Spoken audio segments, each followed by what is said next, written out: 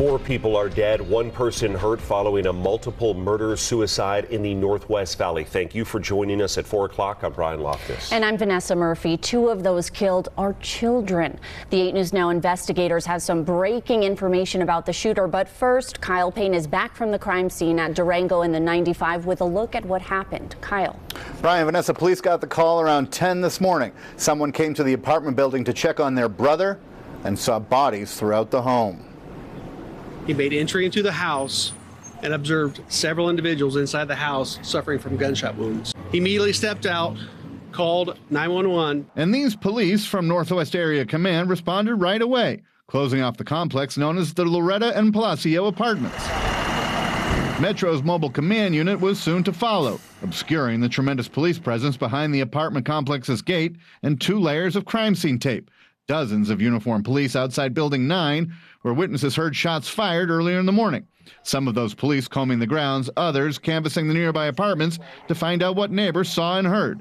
Neighbors like 19-year-old Isis Perez, who heard screaming and loud banging. I didn't know it could have been gunshots until the cop came at the door. And he came, and what did he ask you? He asked me if there were any gunshots or shrapnel coming from the ceiling, and he asked if I had noticed or heard anything. Perez, understandably shaken up, also says she heard slamming car doors, which she says may have actually been the police, who told administrators at the elementary school right down the street that they weren't in any danger. Still, the school put itself on soft lockdown, which was news to this parent who was picking up his first grader. Not the information you want to be receiving when your daughter's in school. Definitely not. Definitely not, especially with what happened and how many people were involved.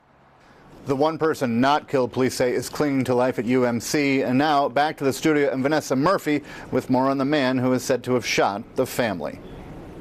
Yeah, Kyle, sources identifying the shooter this afternoon as Marvin Patterson were learning he was on house arrest, accused of sex crimes against children, and his bail had been reduced from $100,000 to $10,000. We dug into court records. He was charged with 9 felony counts, including sexual assault against a child, lewdness with a child, and kidnapping.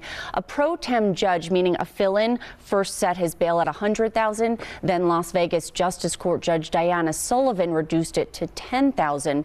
He was on high-level electronic monitoring, think of like those ankle monitors, and was set to go on trial next year.